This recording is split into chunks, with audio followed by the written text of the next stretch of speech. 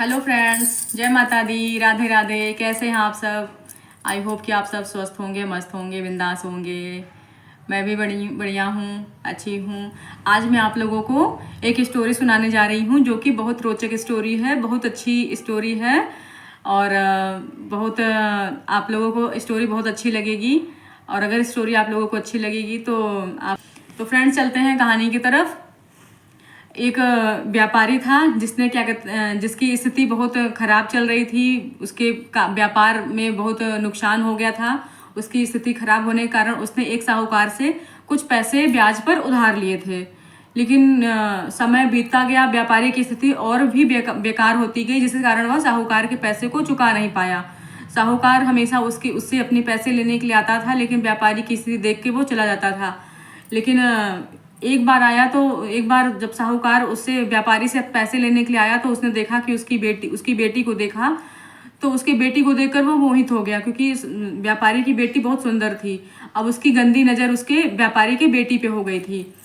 तो साहूकार ने व्यापारी से कहा कि ऐसा है कि तुम तो पैसे वापस नहीं कर पाओगे। साहूकार ने व्यापारी से कहा कि तुम्हारी तो स्थिति दिन में दिन खराब होती जा रही है, तुम मेरे कर्ज को कैसे वापस करोगे? और ब्याज की रकम है जो कि बढ़ती चली जा रही है। तो तुम ऐसा करो, तुम्हारा एक ऐसे काम करो जिससे तुम्हारे कर्ज माफ हो जाएंगे। मैं तुमसे अपने पैसे भी वापस नहीं लूंगा। उसने कहा कि ऐसा क्या करूं मैं कि तुम मेरे पैसे को माफ कर दोगे? उसने कहा कि तुम अपनी लड़की का विवाह मुझसे कर दो। अगर तुम अपनी लड़की का विवाह मुझसे कर दोगे तो मैं तुम्हारे पैसे माफ कर दूंगा। तो और नहीं, अगर तुम मेरा पैसा नहीं देते हो तो फिर मैं तुम्हें जेल में डलवा दूंगा। इस तरह साहूकार धमकी दे करके चला गया।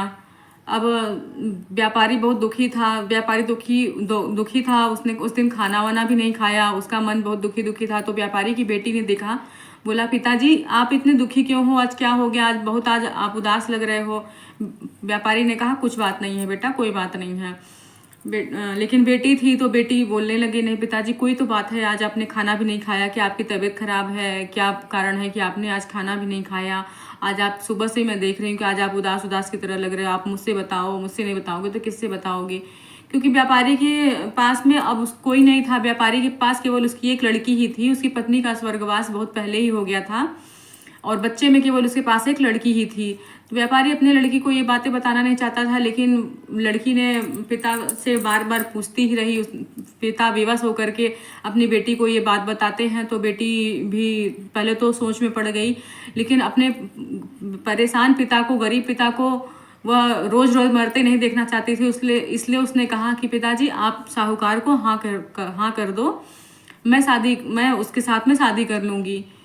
व्यापारी का तो बिल्कुल भी इरादा नहीं था कि वह गंदे साहूकार के साथ अपने लड़की का विवाह करे, लेकिन व्यापारी भी कहीं से पैसे की व्यवस्था नहीं हो पा रही थी। उसकी स्थितियां दिन में दिन खराब होती जा रही थी, इसलिए वह भी तैयार हो गया। उसने साहूकार से कहा कि एक बात निकाली कि एक थैले में दो पत्थर रखे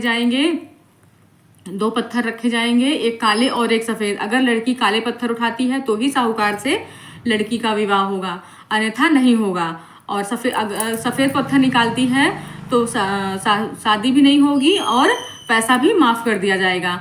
इस तरीके से साहूकार गया नदी के किनारे गया। व्यापारी अपनी बेटी के साथ, साहूकार, तीनों लोग नदी के किनारे गए। तो साहूकार ने कहा कि मैं पत्थर उठा लेता हूँ। साहूकार ने होशियारी करी और दो काले रंग के पत्थर, एक काला उठाना था, एक सफेद उठाना था, लेकिन उसने सफेद पत्थर न उठा के दो काले पत्थर उठाकर थैले में डाल दिए। तभी पीछे से सारे गांव वाले आ रहे थे, तो गांव वालों के आने के चक्कर में व्यापारी ने भी उधर देखने लग गया। व्यापारी की नजर थोड़ी सी हट गई, लेकिन लड़की होशियार थी। लड़की ने साहूकार को देख लिया दो काले पत्थर थैले में डालते हुए। तभी गांव वाले आ गए तो साहूकार ने कहा कि अब आपके सामने आप सब पत्थर निकालेगी। तो लड़की को सब गांव वालों ने बोला कि चलो बेटा अब आप पत्थर निकालो थैले से। तो लड़की ने क्या किया, लड़की को तो पता था कि दोनों काले पत्थर हैं, अगर मैं एक पत्थर निकालूंगी तो भी, दूसरा निकालूंगी तो भी अब मेरा तो विवाह क्या कहते हैं इसके साहूकार के साथ ही होगा। जबकि लड़की का बिल्कुल भी मन नहीं था साहूकार से शादी करने के लिए, क्योंकि साहूकार उम्र में भी बहुत बड़ा था, गंदा काला सा था, लड़की बहुत सुंदर सुशील थी। तो लड़की क्या करती है, लड़की काफ़ी देर तक थोड़ा सा सोच विचार के, और लड़की ने क्या किया कि थैले में हाथ डाला और थैले में हाथ डाल के और एक पत्थर निकाल तो निकाला और निकाल कर वह पत्थर को लेकर के और गिर गई। गिरने का उसने नाटक किया था। लड़की गिर गई।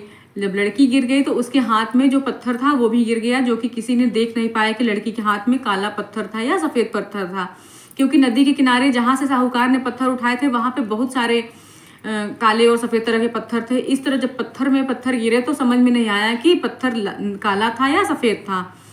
सब गांव वालों ने मिलकर लड़की के हाल लिए, उसको उठाने में मदद किया। पूछने लग गए क्या हो गया, कैसे गिर गई बेटा। लड़की ने कहा कोई बात नहीं है, मैं ठीक हूँ, चलते हैं अब थैले में देखते हैं कि थैले में अब कौन सा पत्थर बचा हुआ है। इससे पता चल जाएगा कि मैंने काले पत्थर उठाए थे या सफ़ेद पत्थर उठाए थे। लड़की ने फिर थैले में बचा हुआ एक पत्थर निकाला जो कि काला था। काला पत्थर था। तो सब गांव वालों ने यही बोला कि यानी कि इसके पहले लड़की ने जो पत्थर उठाए थे वो पत्थर सफ़ेद थे। सफ़ेद पत्थर उठाने में ये था कि लड़की शादी भी नहीं करेगी साहूकार से और साहूकार व्यापारी के पैसे भी माफ़ कर देगा।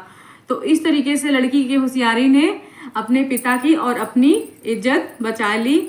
ना तो लड़की का विवाह हुआ और ना ही क्या कहते हैं पिता को पैसे वापस करने पड़े।